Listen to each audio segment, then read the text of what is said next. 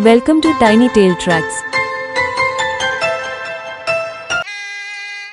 बहुत समय पहले की बात है। एक गांव था जिसका नाम था धरणीपुर। महल तो मिट्टी का था, पर राजा का दिल हीरे जैसा। उसका नाम था राजा वीर सेन और उसकी एक छोटी सी बेटी थी, राजकुमारी लीला। न कोई जादू, न कोई परी, बस प्यार, सच्चाई और ढेर सारी शरारत। राजा वीर सेन बहुत अमीर था। सोने की तलवार, चांदी की पगड़ी, महल में रोज 100 रोटियां बनती और खाता सिर्फ एक राजा।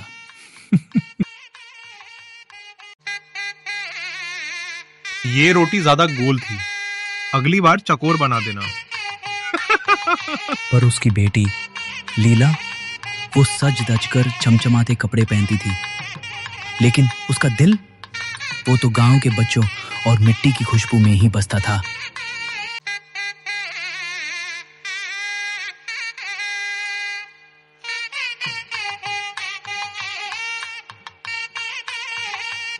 आप सब लोग मेरी सभा में। लीला कहाँ है? शांति जी, आप ही बताइए, लीला कहाँ है? आप ही तो रहती है लीला के साथ पूरा दिन। जी राजा जी, वो राजकुमारी जी बहर अपनी गांव के दोस्तों के साथ है। राजकुमारी जी को मेरे कमरे में भेजिए। जी राजा जी। राजकुमारी को राजा ने अपने कमरे में बुलाया। फिर पिताजी, आपने मुझे बुलाया था। अरे बेटा, तू राजकुमारी है या माली की बेटी? राजकुमारी भी तो अपने गांव के दोस्तों के साथ खेल सकती हैं। राजा को डर था लोग हंसेंगे, लेकिन लीला को फर्क नहीं पड़ता। महल में पंडित झुनझुन लीला को एक बात बताते हैं उनके, जिसमें राजा वीर सेन के पूर्वज के बारे में बताते हैं। उन्होंने खजाने छुपा लिए, लेकिन कभी गांव को पानी नहीं दिया। क्या मैं भी वैसी ही बनूंगी अगर महल में ही बंद रही? लीला को राजमहल की दीवार में छुपी किताब मिलती है, भविष्य की रक्षक। किताब में पहले पन्ने पर लिखा होता है, जिसने खुद को नहीं जाना वो राज नहीं कर सकता। तालाब का पानी सूख रहा है, राजा मीटिंग करवा रहे हैं।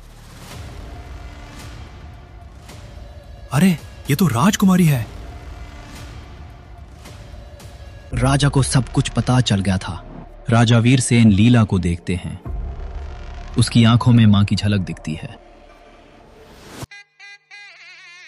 तू महल की नहीं, लोगों की रानी है। आज से राजकुमारी लीला आपकी महारानी है। और इस तरह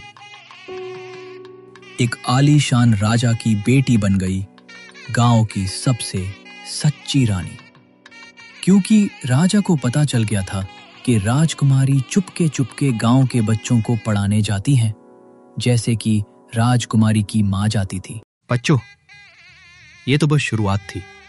अगली बार लीला खोजेगी खोया खजाना और बीजों का चमत्कार। तब तक बोलो, लीला रानी जिंदाबाद। लाइक करो, शेयर करो और अगली कहानी मत भूलना। Thanks for watching. Subscribe for more videos.